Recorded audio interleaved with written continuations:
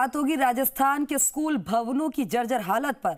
डोटासरा ने शिक्षा मंत्री मदन दिलावर को एक तरफ अलबेला बताते हुए कहा कि सरकार की लापरवाही से बच्चे खतरे में हैं और बीजेपी की पर्ची चेंज होगी, तो वहीं दूसरी तरफ गहलोत ने भी डबल इंजन की सरकार पर जमकर निशाना साधा। देख रिपोर्ट में। आसमान से आफत, जमीन पर सियासत, गहलोत डोटासरा के वार, सरकार पर विपक्ष का प्रहार, सियासी गलियारों में वार पलटवार।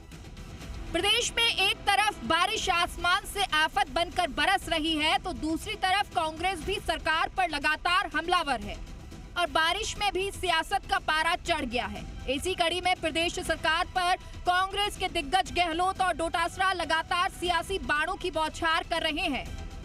सबसे पहले बात करते हैं पीसीसी चीफ डोटासरा की, जिन्होंने जर्जर स्कूल भवनों को लेकर शिक्षा मंत्री मदन दिलावर को अलबेला तक करार दे दिया और कहा कि प्रदेश के विद्यालयों की बदहाल स्थिति सरकार की लापरवाही को दर्शाती है।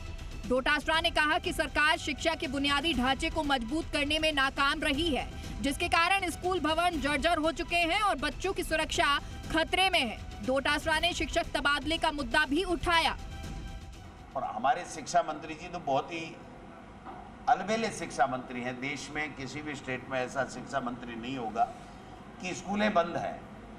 3-3 महीने तक वाइस प्रिंसिपल से प्रिंसिपल की डीपीसी का पदस्थापन काउंसलिंग के माध्यम से नहीं करवा पा रहे हैं। 500 के लगभग तो रिटायर्ड हो गए कि भाई हमें प्रिंसिपल का पद ही नसीब नहीं हुआ। और राजनीतिक व्यवस्था से बैन के अंदर उनको हटा करके, उनको चिंता नहीं है बच्चों के सुरक्षित भवन कैसे मिले, बच्चों की पढ़ाई कैसे सुरक्षित रहे।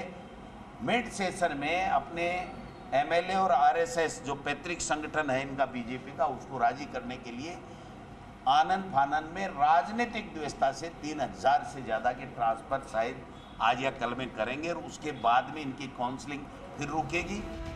डोटासरा ने यह भी चेतावनी दी कि जनता इस लापरवाही का जवाब देगी और सरकार की पर्ची चेंज होने में ये मुद्दा महत्वपूर्ण भूमिका निभाएगा।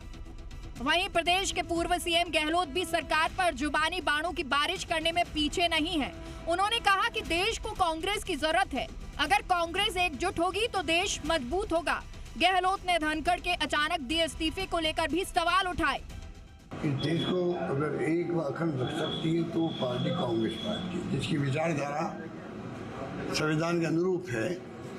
और ये विचारधारा कांग्रेस की जो है ये देश को एक व अखंड रख सकती है, जिसके लिए कई लोगों ने जान दे दी। आज़ादी के पहले भी, आज़ादी के बाद में इंदिरा गांधी शहीद हो गई पर खालिस्तान नहीं बनने दी। तो ये पार्टी वो पार्टी है। देश को जरूरत कांग्रेस की है और कांग्रेस में मजबूत होना और आवश्यक है, ज़्यादा मजबूत होना। राहुल गांधी लगे उस काम में और कोई स्पष्टीकरण नहीं है, ना उनकी तरफ से ना सरकार की तरफ से। अब लीपापोती कर रहे हैं, इतने दिन से वो बाहर आ नहीं रहे हैं। पूरा देश पूछ रहा है वो है कहाँ पर, चिंतित है। पूरी दुनिया में एक उदाहरण अलग बन रहा है। तो उसकी बदनामी से बचने के लिए अमित शाह जी ने ये जो नया जुमला बोला है कि वो स्वास्थ्य कारणों से इस्तीफा दिया है, तो क्या तो आप गए कोई मिलने के लिए उनसे?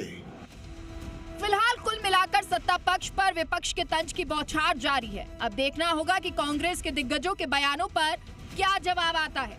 ब्यूरो रिपोर्ट, जी मीडिया।